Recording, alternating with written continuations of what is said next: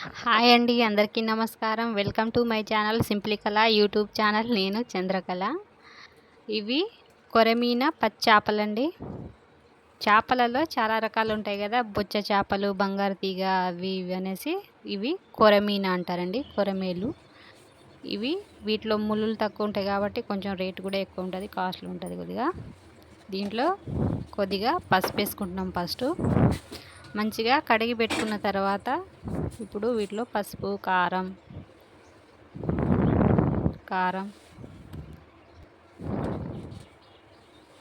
తర్వాత ఉప్పు,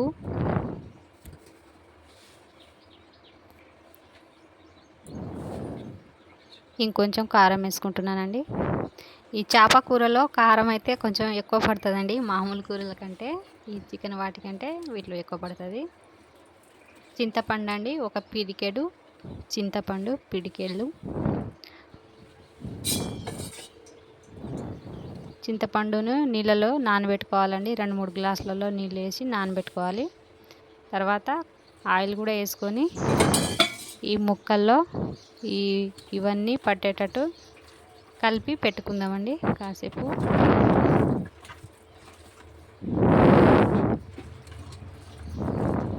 ఇలా మంచిగా కలుపుకోవాలి.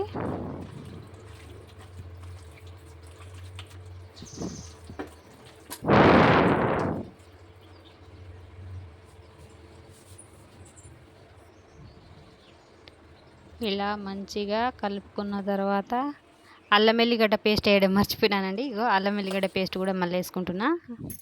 మళ్ళా దాన్ని కూడా మంచిగా కలుపుకొని ఇంకొంచెం కారం. ఈ కారము ఎందుకంటే ఇది నిండుగా ఉండాలండి ముక్కలకు, లేకపోతే సప్పగా మళ్ళా మనకు గ్రేవీ థిక్నెస్ రాదు. కారమును మన ఉల్లిగడ్డలు వేస్తాం కదా, వాటితోనే గ్రేవీ థిక్నెస్ వస్తుంది. కొంచెం ఉప్పు కూడా వేస్తున్నాం. మళ్ళా ఐస్ క్రీమ్ అండి, ఎందుకు మొత్తుకుంటున్నావు? భయమా? ఏం కాదు.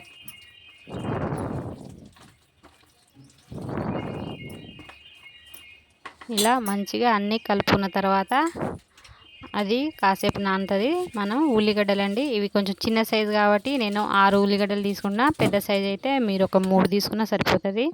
ఉల్లిగడ్డలు మంచిగా కోసి పెట్టుకున్న తర్వాత పొయ్యి మీద ఒక బాండి పెట్టుకొని, ఒక పాత్ర ఏమైనా పెట్టుకొని మంచిగా ఆయిల్ వేసుకొని, మంచిగా అంటే 2-3 పావులు ఆయిల్ వేసుకొని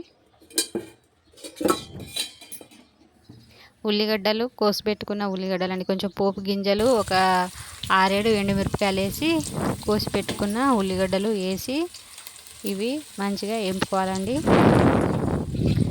ఇట్లా రెడీ ఉన్నాయి. ఇవి చేప గుడ్లు అండి, వేరే చేప గుడ్లు. ఈ చేపలకు రావు గుడ్లు, మేము వేరే సపరేట్గా ఫ్రై చేసుకుందామని తెచ్చుకున్నాం అనమాట.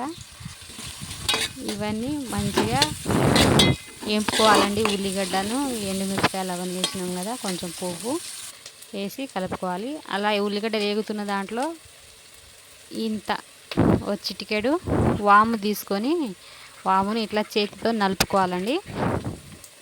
ఇలా నలుపుకొని వాము వేసుకోవాలి.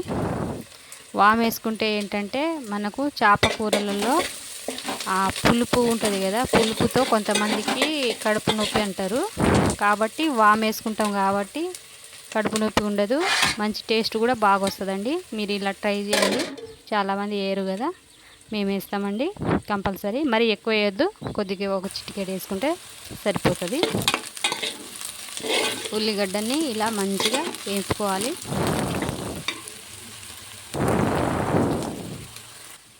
వేపుకున్న తర్వాత మనం ముందే కలిపి పెట్టుకున్న ఈ చేప ముక్కల్ని వేసుకుంటున్నానండి. చేపలు అయితే 2 కిలోలండి ఈ కొరమీన ముక్కలు. ఫస్ట్ ఇప్పుడు మనం స్టార్టింగ్లోనే వేసినాం కాబట్టి ఇట్లా గరిటెతో తిప్పుకోవచ్చండి, కలుపుకోవాలి. ఎందుకంటే కింద ఉల్లిగడ్డలు అవన్నీ మంచిగా కలిసేటట్టు. ఇంకా అడుగున మనం ఈ ముక్కలు నానబెట్టుకున్న ప్లేట్లో అడుగున ఉన్నవి కూడా ఇలా తుడిచి వేసుకోవచ్చు.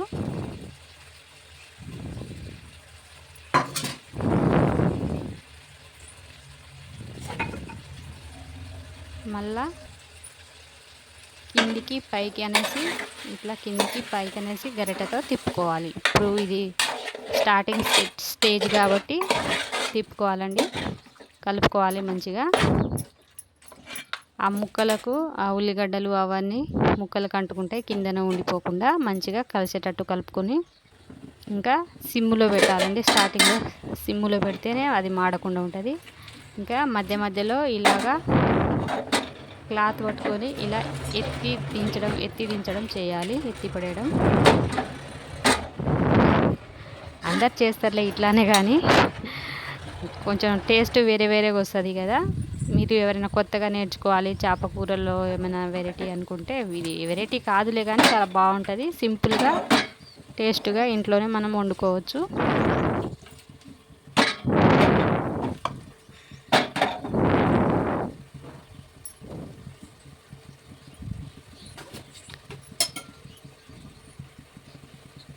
ఇంకొంచెం కారం అండి.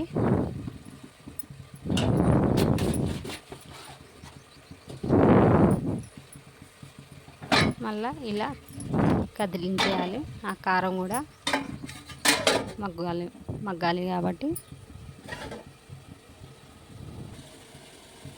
కొద్దిసేపు సిమ్లో వేసుకొని ఇంకా దాంట్లో నీళ్ళు ఊరడం స్టార్ట్ అయినాక ఇంకొంచెం మీడియం సైజ్ మంట వేసి ఇలా మధ్య మధ్యలో కలుపుకొని తర్వాత చింతపండు, మనం నానబెట్టుకున్న చింతపండు రసాన్ని పోసుకోవాలండి. నేను చింతపండుని మంచిగా వేరే చేసుకున్నాను. చింతపండు పిసికి వేరే రసం చేసుకొని పెట్టుకున్న దానికి ఇప్పుడు వేసేసినాను కదా. ఇది మంచిగా ఇట్లా కలుపుకోవాలి.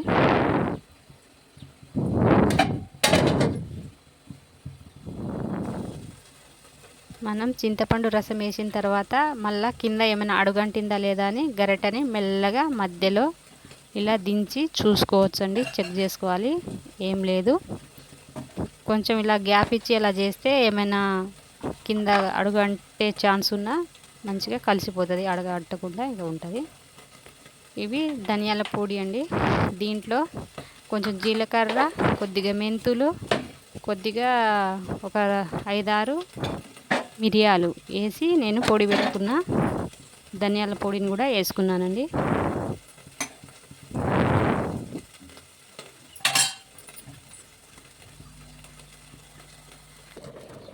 ఇది మంచిగా ఉడకాలి. ఒక 5-10 నిమిషాలు మంచిగా ఉడకాలండి. దీంట్లో ఉప్పు సరిపోయిందో లేదో అని ఒకసారి చెక్ చేసుకొని, ఉప్పు చాలా లేదండి, ఇంకేసుకుంటున్నా. ఇంకొద్దిగా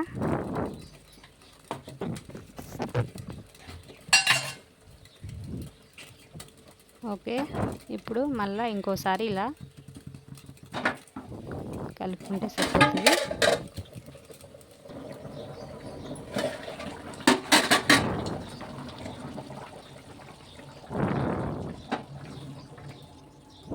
ఇంకా మధ్య మధ్యలో ఇలా చేసుకుంటా బాగా ఉడకబెట్టుకోవాలండి చేపల్ని, పచ్చిగా లేకుండా. కొంతమంది పగులుతుంది అనేసి జస్ట్ కొద్దిగా ఉడకబెడతారు చాలా అంటారు. అట్లా కాకుండా మంచిగా ఇలా థిక్నెస్ రావాలి.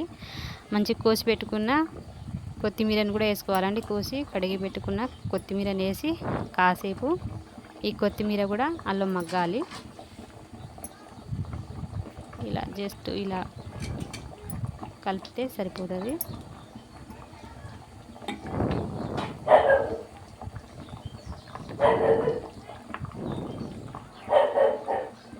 ఇలా మంచిగా కొత్తిమీర కూడా ఇలా ఉడకాలండి.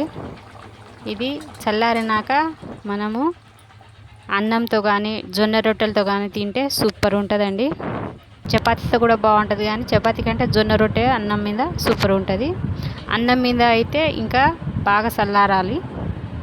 జొన్న రొట్టె మీద కూడా ఎట్లాగైనా తినొచ్చండి, కానీ చాలా టేస్ట్ ఉంటుందండి. చూడండి ఎంత థిక్గా ఎంత బాగా వచ్చిందో గ్రేవీ. టేస్ట్ కూడా ఎక్సలెంట్ ఉంటుంది. ఇదిగోండి, ముక్క చెక్కు చెదరకుండా గ్రేవీ ఇట్లా థిక్నెస్గా ఇలా ఉంటుందండి. కొత్తగా ఎవరైనా నేర్చుకోవాలన్నా సరే, అంతకుముందు చేసేటోళ్ళైనా ఇలా చేయండి, చాలా బాగుంటుంది. ఎందుకంటే మనం వామ్ వేస్తాం కాబట్టి స్పెషల్గా బాగుంటుంది. మీకు వీడియో నచ్చితే లైక్ చేయండి. Thank you.